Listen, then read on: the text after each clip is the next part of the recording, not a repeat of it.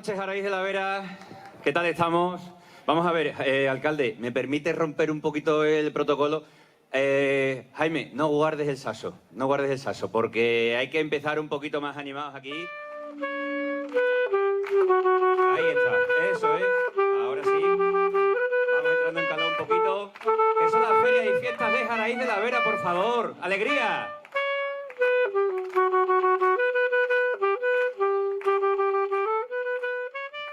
La verdad es que me encanta estar aquí porque siempre lo digo, pero me reafirmo y lo digo no solo aquí delante de vosotros por quedar bien, sino allá por donde voy. Mi nombre es Juan Pedro Sánchez, para los que no me conozcáis, pero es que se está aquí de maravilla, siempre lo digo, al atardecer y ahora ya por la noche, con el poquino de fresquino que nos llega de esa sierra de Gredo, porque fijaos, yo he salido de otras latitudes a un poquito más de 2 horas de aquí a casi 40 grados y al llegar aquí los 30 pues casi que se agradece.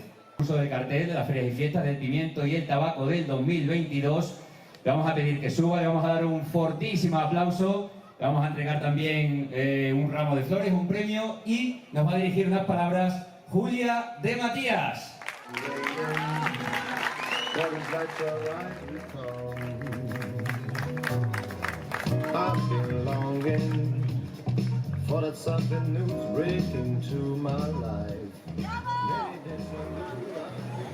Buenas noches, pueblo de Jaraíz, paisanos, amigos. La fotografía es mi pasión. No me salen las palabras cuando la emoción me aflora, pero lo voy a intentar. Desde la distancia siempre está conmigo, Jaraíz, dentro de mí, sus calles, sus tierras y sus aguas. Me siento muy halagada de haber sido elegida por todos vosotros para que mi cartel esté presente e ilustre las fiestas del tabaco y del pimiento de 2022. He querido reflejar y recordar nuestros bailes de fiesta, nuestra frescura y nuestros paisajes sin igual, con una mágica explosión de luz y de color, recordando así en la ciudad donde resido, que es Valencia. Me encuentro emocionada de estar al lado de don José Villalobos, Javier Avís, referente del pueblo con una trayectoria impresionante. Enhorabuena.